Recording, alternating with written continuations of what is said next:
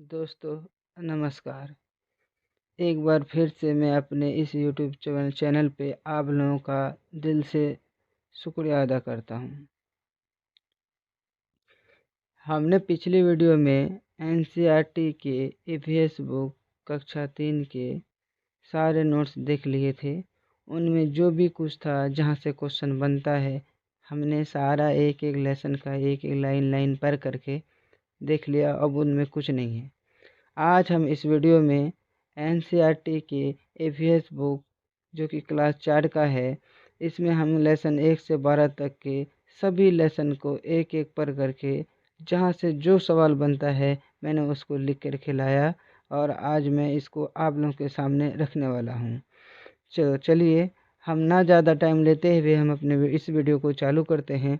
हमारा पहला लेसन है गोइंग टू स्कूल जाना, मतलब विद्यालय जाना। टू स्कूल, विद्यालय जाना।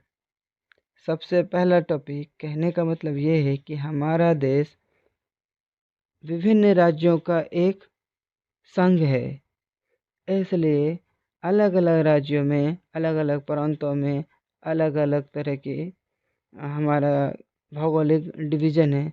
इसलिए हम देखेंगे कि किस स्टेट में बच्चे किस तरह से स्कूल जाते हैं। कहा जाता है कि आसाम में जो बच्चे विद्यालय जाते हैं वो बम्बू ब्रिज का इस्तेमाल करके जाते हैं। आसाम में बच्चे विद्यालय कैसे जाएंगे? बम्बू ब्रिज, मतलब आसाम के जो बच्चे स्कूल जाते हैं उसको रास्ता में नदी नाला मिलता है और उस पर पुलिया ना होने के बावजूद वहाँ पे बांस का पुल मिलता है, इसलिए वहाँ पे बम्बू ब्रिज बोला जाता है।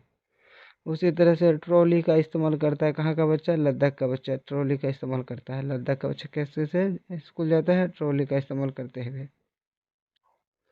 और एक बात इम्पोर्टेंट पॉइंट क्या था? वल्लम, स्मॉल वुडन बोट, मतलब छोटी लकड़ी की नाव जो होती है केरला में उसको वल्लम बोला जाता है। छोटा लकड़ी का नाव को केरला में वल्लम बोला जाता है, मतलब मलयालम भाषा में, क्योंकि केरला में मलयालम बोला जाता है। कैमल कार्ट, कैमल मतलब बैल, ऊंट से चलाने वाली गाड़ी को कैमल कार्ट बोला जाता है। कैमल कार्ट का इस्तेमाल राजस्थान में करता है बच्चा स्कूल विद्यालय जाने के लिए। Block cart, village in plain areas, मतलब समतल क्षेत्र के जो एरिया है उधर, जैसे यूपी, बिहार, बंगाल, झारखंड, ये सब थोड़ा बहुत समतल एरिया में बैलगाड़ी का इस्तेमाल करके बच्चे विद्यालय की ओर जाते हैं। अब नहीं जाता है, उतना देखने के लिए नहीं मिलेगा, लेकिन आपको पहले जाता था। और जुगाड़, गुजरात में जुगाड़ का इस्तेमाल करके बच्चे स्कूल जाते हैं। जुगाड़ हुआ वही एक ठेला के जैसा गाड़ी होती है, उसमें मोटरसाइकिल का इंजन या होंडा का इंजन लगा करके बनाया जाता है। आप फिगर में देख कर सकते हैं या फिर गूगल करके भी आप देख सकते हैं जुगाड़ कैसे गाड़ी को बोला जाता है। देखिए उत्तराखंड में तो जो भी वाहन मिल जाए बच्चे स्कूल चले जाते हैं, लेकिन यहाँ पे मूल बात हमारे एनसीईआरटी में क्या दिया है कि उत्तराखंड के बच्चे जो स्कूल जाते हैं वो तो पहाड़ी एरिया है, और पहाड़ी क्षेत्र में आपको पता ही होगा कि पहाड़ी क्षेत्र में बच्चे जिग जैग रास्ता से जाता है, मतलब टेढ़ा ऊपर नीचे घुमावदार, कभी ढलान कभी समतल, इस तरह का रास्ता होता है। और उस रास्ता पे उसको पत्थर मिलता है बराबर, इसलिए उसको रॉकी पाथ बोलते हैं। तो उत्तराखंड में जो बच्चे विद्यालय जाते हैं वो रॉकी पाथ का इस्तेमाल करते हैं, मतलब संकीर्ण रास्ता होता है चट्टान वालों से, पत्थर से बनी हुई रास्ता, उसको रॉकी पाथ बोलते हैं। चलिए ये हमारा पहला लेसन हो गया। अब हमारे पहले इस लेसन में कुछ नहीं है। एक बार और हम रिपीट कर लेते हैं। Bamboo bridge Assam, trolley Ladakh, Vallabh छोटी लकड़ी के नाव को केरला में बोला जाता है, camel cart Rajasthan, block cart village in plain areas, जुगाड़ गुजरात, और उत्तराखंड में रॉकी पाथ। चलिए अब हम दूसरा लेसन को देख लेते हैं। हमारा दूसरा लेसन है ईयर टू ईयर, मतलब कानो कान। ईयर टू ईयर बोले तो कानो कान, ईयर टू ईयर, ये हमारा लेसन है कानो कान। क्या कहता है? A birds have tiny holes on both sides of its head, मतलब एक चिड़िया जो होती है उसकी कान नहीं होती है, लेकिन उसके माथे में दोनों साइड में दो छेद होती है छोटी छोटी। They help the bird to hear, और यही दोनों छोटे छोटे छेद चिड़िया को क्या करता है? सुनने में मदद करती है। याद रहे चिड़िया को कान नहीं होता है, चिड़िया किसकी मदद से सुनता है? छोटे छेदों की मदद से। इसी प्रकार tiny holes on lizard head, छिपकली के माथा में भी इसी तरह, जिस तरह चिड़िया में होता है उसी तरह छिपकली के माथा में दो छोटे छोटे छिद्र होते हैं। A crocodile also has ear like this, इस प्रकार का कान मगरमच्छ को भी होता है। चलिए हमारा 2 लेसन पूरा हो गया। 2 लेसन में अब कुछ नहीं है। अब हम तीन लेसन देखते हैं। 3 लेसन में क्या लिखा है, ए डे विथ नंदू। यहाँ पे नंदू ना किसी कैरेक्टर का नाम है, कहानी मतलब जिस हिसाब से बुक में नंदू लिखा गया है, आप ये नहीं सोचेंगे कि कोई हाथी का नाम, नहीं, मतलब एक बच्चा है जो हाथी के साथ खेलता है, इसलिए उसका नाम रखा गया है नंदू। एन ये है हमारा लेसन तीसरा, कहता है an adult elephant can eat more than 100 kg of leaves and twigs in one day. कहने का मतलब ये है कि एक जवान हाथी, वयस्क हाथी एक दिन में 100 किलो से अधिक पत्ता और टहनी खा सकती है।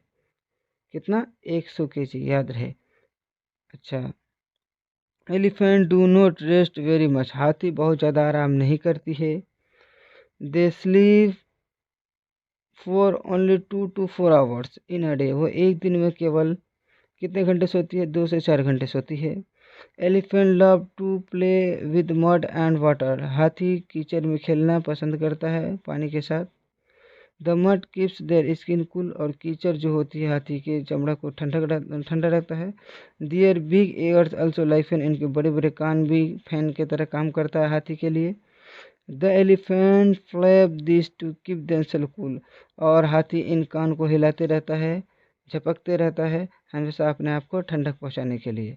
याद रहे, एक जवान हाथी एक दिन में 100 kg पत्ता या टहनी खा लेगा, और ये बहुत ज़्यादा नहीं सोता है। ये एक दिन में 2 से 4 ही घंटा सोता है। और ये पानी में कीचड़ के साथ खेलना पसंद करता है, क्योंकि कीचड़ इसके बदन को ठंडा पहुंचाता है।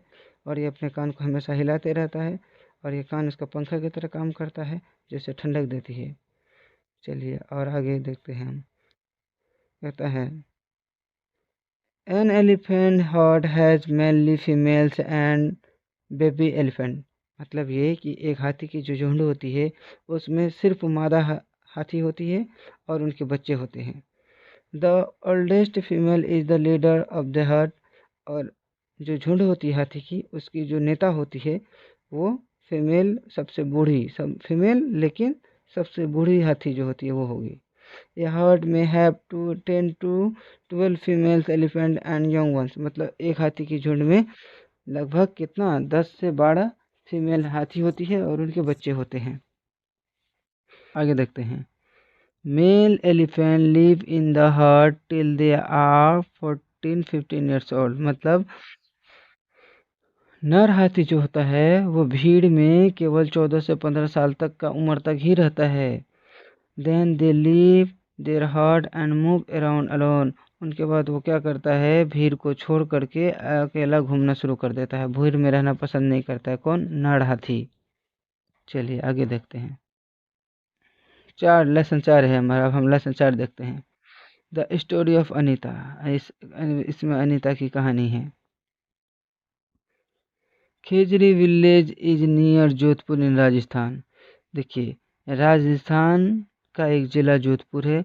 जोधपुर ज़िले के अंदर एक गांव आता है, खेजरी गांव। The village got its name because of the many Khejri tree that grow there. यह गांव का नाम खेजरी इसलिए पड़ा क्योंकि यहाँ इस गांव में बहुत सारे खेजरी पेड़ उगता है। चलिए आगे देखते हैं खेजरी का क्या लाभ होता है। The khejri tree is found mainly in desert area.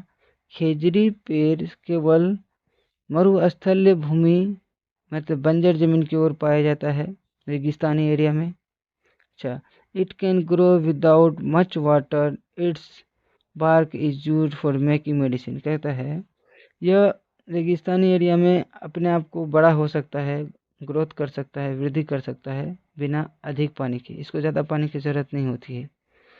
और इसका जो छिलका होता है, खाल होता है, इसका दवाई के रूप में इस्तेमाल करते हैं। किसका, खेजड़ी का, याद रहे।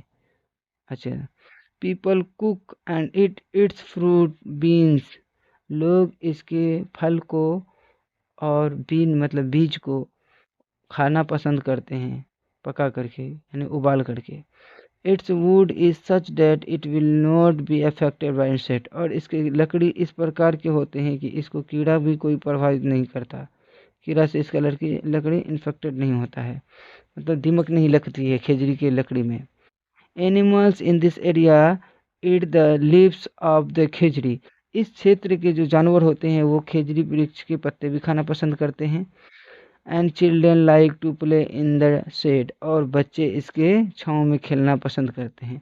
ये सब क्वेश्चन लाइन को ध्यान में रखिए, याद रखिए, ये सब इम्पोर्टेंट है। ऐसे ही घुमा घुमा के क्वेश्चन बनाता है एनसीईआरटी में। चलिए हम 5 लेसन अब देखेंगे, हमारा 4 लेसन हो गया है, अब उसमें कुछ नहीं है। Anita and the honey bee. Anita एक लड़की है और वो हनी बी का पालन करती है कहानी के अनुसार, और हम देखते हैं हनी बी के बारे में क्या लिखा गया है।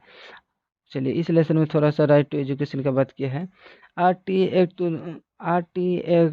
2009 provides the right of free and compulsory education to each children 6 to 14 years। मतलब ये है, हम जानते हैं कि राइट टू एजुकेशन एक्ट 2009 में आया, और इस कानून का कहना यह है कि सभी बच्चा जो कक्षा 1 से 4 तक, मतलब 6 साल से 14 साल के सभी बच्चे को अनिवार्य शिक्षा फ्री में मिलनी चाहिए। फ्री में अनिवार्य शिक्षा मिलनी चाहिए सभी बच्चे का, ये उसका मौलिक अधिकार है। कितना साल से? 6 साल से 14 साल के सभी बच्चे को फ्री एजुकेशन मिलना कंपलसरी है, और इसको केंद्र सरकार और राज्य सरकार मिलकर सुनिश्चित करती है। चलिए आगे हम देखते हैं अब हनी बी पे। Honey bees lay their eggs from October to December. मतलब मधुमक्खी पालन करने का सबसे बेहतर समय अक्टूबर से दिसंबर होता है, याद रहे। यही है एनसीईआरटी में, अक्टूबर से दिसंबर। को और महीना रहेगा तो समझिए ये गलत है। This was the best time to start bee keeping. ये सबसे बेहतर टाइम होता है मधुमक्खी को रखने की, पालने की, डब्बे में शहद बनाने के लिए। आगे देखिए, the litchi tree come to fruit in February. लीची का जो पौधा होता है, पेड़ होता है, उसमें जो बीज आती है फरवरी का महीना में आता है, याद रहे। Every beehive has one queen bee that lay. हर एक मधुमक्खी के छत्ते में एक रानी मक्खी होती है। एक क्या होती है? रानी मक्खी होती है। चलिए आगे देखते हैं। एक रानी मक्खी। There are only a few males in the bees. और मधुमक्खी के छत्ते में केवल कुछ ही नर मधुमक्खी होता है, मादा नर। Most of the bees in the hive are worker bee. और मधुमक्खी के छत्ते में अधिकतर मधुमक्खियाँ क्या होती है? वो वर्कर बी होती है, जो स्टेराइल होती है, मतलब बांझ होती है। एक रानी मक्खी, कुछ ही मेल होता है, और बाकी जो होती है वर्कर बी होती है, और ये स्टेराइल होता है, मतलब बांझ होती है। चलिए आगे देखते हैं। When one bee finds flower with nectar, it does a special kind of dance by which the other bee can know where the nectar is. कहने का मतलब ये है, जब कोई मधुमक्खी किसी भी फूल के पास या किसी भी पेड़ के पास कहीं पे भी कोई भी ऐसा फूल पाता है जिसमें रस भरा हो, तो वो पाने के साथ खुशी से एक स्पेशल तरह का, एक खास तरह का डांस करने लगता है, जिसको देखकर अन्य मधुमक्खी भी ये समझ लेता है कि वो चिड़ी, वहाँ पे तो शहद है। बस सभी मधुमक्खी एक साथ मिल करके शहद जमा करना शुरू कर देता है। चलिए आगे देखते हैं। मतलब ये कि मधुमक्खी को जहाँ पे भी शहद मिलता है वो डांस करना शुरू करता है, जिसको देखकर अन्य मधुमक्खी भी समझ जाता है कि वहाँ पे रस है। The worker bee are very important for the hive. कहता है मधुमक्खी के छत्ते के लिए वर्कर बी बहुत ही ज़्यादा महत्वपूर्ण है। The male bee have no special as worker bee. मतलब जो नर मक्खी होती है मधुमक्खी छत्ता में, उसका कोई खास काम नहीं होता है, बस वो रानी मक्खी से मिलती है और मर जाता है। लेकिन शहद जो जमा करने का काम किसका है? वर्कर बी का। चलिए ये हो गया हमारा 5 लेसन हो गया। अब हम जाकर के 6 लेसन देखेंगे। ओमान्स जर्नी। ओमान एक बच्चा है, वो यात्रा करता है किताब के अनुसार, और उसी का हम यात्रा देखेंगे कि वो यात्रा में क्या क्या देखा और क्या क्या सीखा। चलिए देखते हैं। गांधीधाम, अहमदाबाद एंड वलसाड इन गुजरात। गांधीधाम एक प्लेस है, अहमदाबाद सब जानता है, वलसाड भी एक जगह है जो गुजरात में है। कोझिकोड केरला में है। ढोकला लेमन राइस गुजरात के लोग खाना पसंद करते हैं। इडली वड़ा केरला के लोग खाना पसंद करते हैं। अच्छा, मडगांव गोवा में है। मडगांव गोवा में है। ढोकला लेमन राइस कहाँ के लोग खाना पसंद करते हैं? गुजरात के। इडली वड़ा केरला ढोकला, लेमन राइस गुजरात और मडगांव गोवा में। मडगांव कहाँ है? तो गोवा में है। अच्छा, आगे देखते हैं। The route from Goa to Kerala has a total of 2000 bridge and 92 tunnels. मतलब ये ट्रेन का वह रूट, वह रास्ता जो गोवा से केरला की ओर जाती है, ऐसे रूटों में लगभग 2000 पुल पुलिया मिलता है और 92 सुरंगें मिलती है, क्योंकि ये पश्चिमी घाट का हिस्सा है इसलिए। चलिए आगे हम देखते हैं। आगे लिखा है क्या? उडुपी कोट्टायम केरला में। उडुपी भी एक जगह है, कोट्टायम भी एक जगह है। ये सब जगह कहाँ का है? तो केरला का है। नाम से ही आप समझ जाइए, उडुपी कोट्टायम इस तरह का नाम दक्षिण भारत में ही मिलता है। अच्छा, केरला के लोग क्या करते हैं? वाइट या क्रीम कलर का धोती और साड़ी पहनना पसंद करता है केरला के लोग। अच्छा, लैंग्वेज दिख ये हो गया हमारे 6 लेसन में। अब कुछ नहीं, अब हम 7 लेसन में देखते हैं। 7 लेसन में क्या लिखा है? लैंग्वेज और वेयर इज इट स्पोकन, मतलब भाषा और वो कहाँ बोला जाता है। मलयालम केरला में बोला जाता है। कोंकणी 3 भाषा 3 स्टेट में, गोवा कर्नाटका और महाराष्ट्र। गोवा कर्नाटका और महाराष्ट्र। कोंकणी मराठी महाराष्ट्र, गुजराती गुजरात, कन्नड़ कर्नाटका। आप तो सब जानते हैं। चलिए, और एक बात और याद, अभी हमने देखा था कि वल्लम लकड़ी के छोटे नाव को केरला में बोला जाता है। उसी तरह केरला में ही लकड़ी के छोटे नाव को एक और नाम से बोला जाता है, जिसको हम फेरी बोलते हैं। क्या बोलते हैं? फेरी। आप याद रखिए, केरला में फेरी नाम से भी बोला जाता है। अच्छा, एनसीईआरटी के अनुसार देखिए, अब हम देखते हैं कबड्डी। क्या देखते हैं? कबड्डी। क्या लिखा है? कबड्डी को चिद्दू गुद्दू, हू तू तू, छू कित कित एंड हा दू दू, ये सब नाम से भी बोला जाता है। अलग अलग एरिया में अलग अलग भाषाओं के हिसाब से अलग अलग नामों से बोला जाता है। क्या? छिद्दू गुद्दू, हू तू तू, छू कित कित एंड हा तू तू। आप लोग ये भाषा सुन करके बड़ी चकित होंगे, क्योंकि सुनने के लिए नहीं मिला हुआ, लेकिन हमारे एनसीईआरटी में इसका जिक्र किया गया है। एक बार हम फिर रिपीट कर लेते हैं। कबड्डी का और अन्य नाम है क्या? छिद्दू गुद्दू, हू तू तू, छू कित कित एंड हा दू दू। याद रहे, छिद्दू गुद्दू, हा तू तू, छू कित कित हा दू दू। अच्छा, 3 सिस्टर, 3 बहन हैं। एक कहानी है, ज्वाला लीला एंड हीरा। ज्वाला लीला और हीरा, ये सब मुंबई की रहने वाली है और ये तीनों बहन कबड्डी खेलती है। 3 बहन। अगर क्वेश्चन पूछे बताइए इन तीनों बहन का कौन से खेल से संबंध है, तो ज्वाला लीला और हीरा ये मुंबई की रहने वाली है, कबड्डी खेलना पसंद करती है। अब तक इससे सवाल तो नहीं पूछा है, लेकिन कोई गारंटी नहीं है, पूछ सकता है, इसलिए तो हमने आपको बता दिया। चलिए, अब हम कर्णम मल्लेश्वरी के बारे में पढ़ेंगे। इससे बहुत तो बार क्वेश्चन पूछता है, लगभग हर बार पूछ लेता है। Karnam Malleswari is a weight lifter, यह एक भारोत्तोलक है। क्या है? भारोत्तोलक है। कर्णम मल्लेश्वरी का किससे संबंध है? किस खेल से? तो भारोत्तोलक से। She lives in Andhra Pradesh.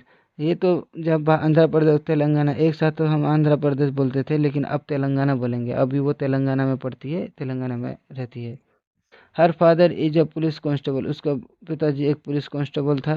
Police constable जानते हैं, बिहारी भाषा में उसको चौकिया बोलता है, चौकीदार। अच्छा, Malleswari started lifting wait when she was 12 year old. Karnam Malleswari 12 साल का उम्र से ही वजन उठाना शुरू कर दी थी। Now she can lift a weight of 130 kg। अभी के टाइम में वो लगभग 130 किलो तक वजन उठा लेती है। कौन? Karnam Malleswari. Karnam has won 29 medals in international events. और जो अंतर्राष्ट्रीय खेल हुए भारोत्तोलक का, उनमें से अब तक वो 29 गोल्ड मेडल जीत चुकी है। कितना मेडल? 29। हर 4 sister also practice weight lifting, और उनकी 4 अन्य जो बहन हैं वो भी वजन उठाने के लिए ही शुरू कर दिए, भारोत्तोलक बनने के लिए। ठीक है, चलिए अब हम देखते हैं 11 लेसन हमारा है।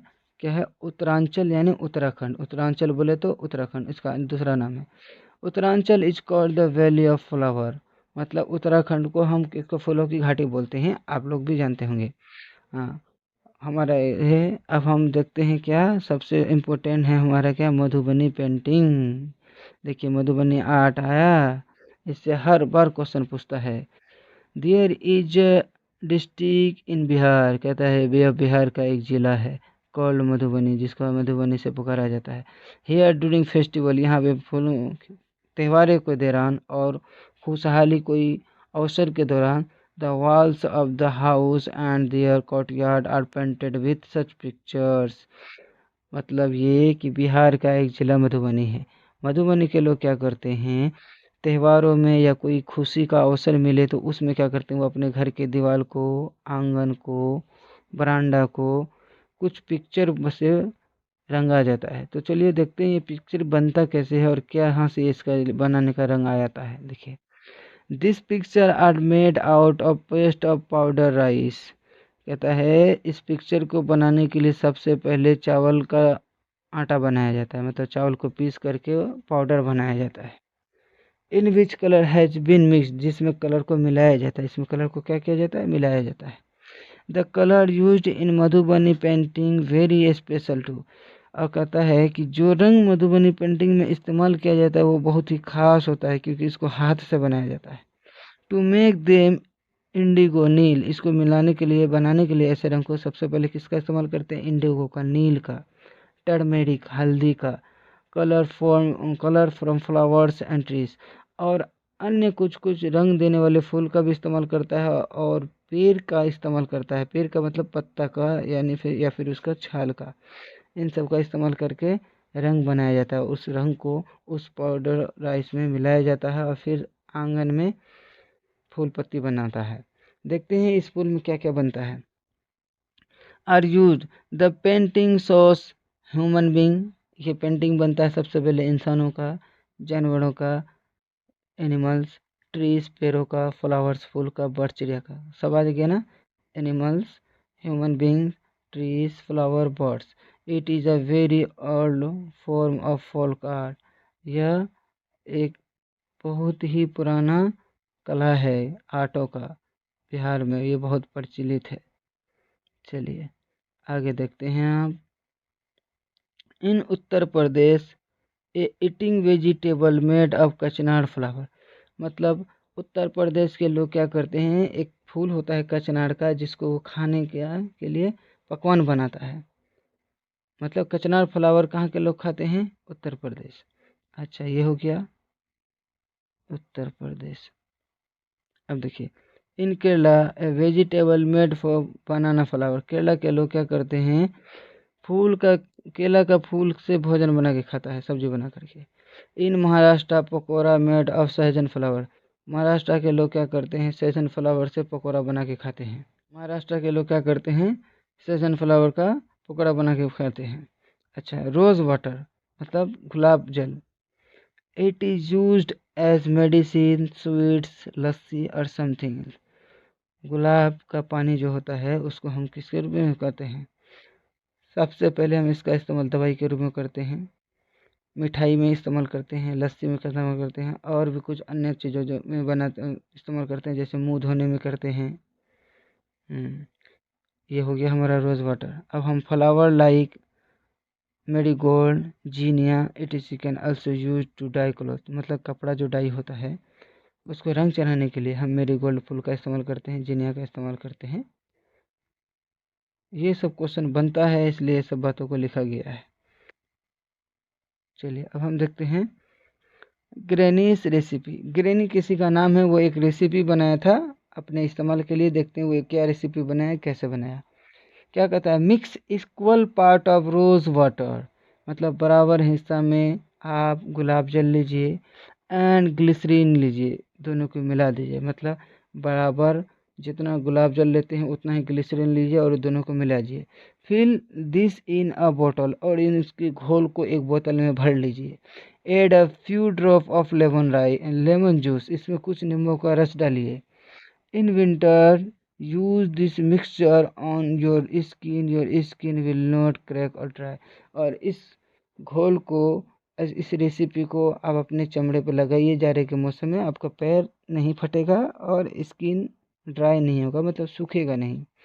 क्योंकि हम देखते हैं अक्सर विंटर के मौसम में हमारे शरीर सूखने लगता है, हाथ पैर, तो हम जिसमें बॉडी लोशन और तेल लगाते हैं, जब हम इस रेसिपी को लगाएंगे तो हमको तेल और बॉडी लोशन लेने की ज़रूरत नहीं है। क्या करना है, बराबर मात्रा में गुलाब जल लेना है, बराबर मात्रा में ग्रीस ले लेना है, दोनों को मिला करके एक बोतल में भर लेना है और उसमें क्या करना है, थोड़ा सा नींबू का रस डाल करके फिर सर्दी के मौसम में अपना बदन पे लगाना है। चलिए आगे देखते हैं, आगे क्या लिखा है। The Kannauj district in Uttar Pradesh is famous for इत्र। उत्तर प्रदेश का कन्नौज जिला इत्र बनाने में मशहूर है। इत्र, अच्छा।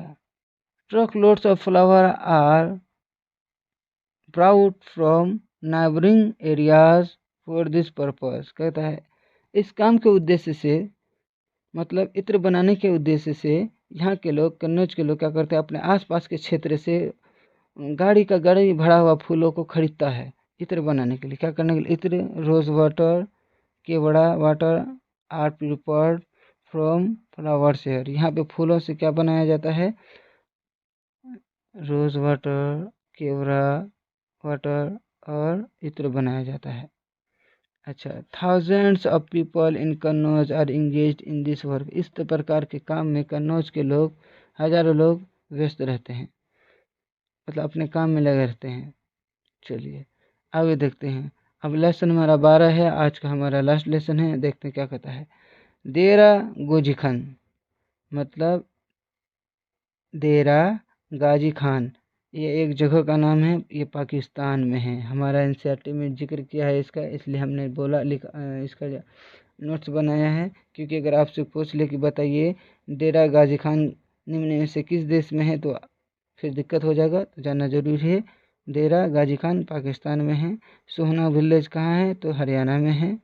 अच्छा, cow dung mix mud to keep the insect away. हम लोग जानते हैं कि हम लोग घर में क्या करते हैं, गोबर, गाय के गोबर को मिट्टी में मिला करके फिर उसी मिट्टी से हम अपने आंगन को, घर की दीवार को क्या कहते हैं, पोछा लगाते हैं, जिससे कि क्या होता है, इंसेक्ट दूर रहता है, मक्खियाँ नहीं पड़ती है ज़मीन पे। खास करके जो मिट्टी का, जिसका कच्चा घर होता है, वो लोग इसका इस्तेमाल करते हैं। पक्का घर वाला तो तरह तरह का मार्केट में मेडिसिन मिलता है, वो सब मिला के करते हैं। आगे देखते हैं लास्ट वाला। नीम एंड कीकर trees would not harm with termites. कहता है कि नीम का लकड़ी, कीकर का लकड़ी को कोई भी दीमक नुकसान नहीं पहुंचाता है। जिस तरह हमने अभी देखा कि खेजड़ी वृक्ष को भी कोई भी दीमक नहीं लग करके प्रॉब्लम करता है, मतलब खराब नहीं करता है। उसी तरह से नीम का लकड़ी हुआ और कीकर का लकड़ी हुआ, ये दोनों का भी लकड़ी खराब नहीं करता है, नहीं होता है कि कीड़ा से। और हम जानते हैं कि नीम एक तरह का मेडिसिन देने वाला प्लांट है। तो चलिए आज हमारा यहीं तक हुआ, इससे आगे हम आप फिर नेक्स्ट वीडियो में बनाएंगे, बात करेंगे। और अगर हमारा वीडियो अच्छा लगा हो आपको, तो प्लीज़ लाइक और सब्सक्राइब कर दीजिए।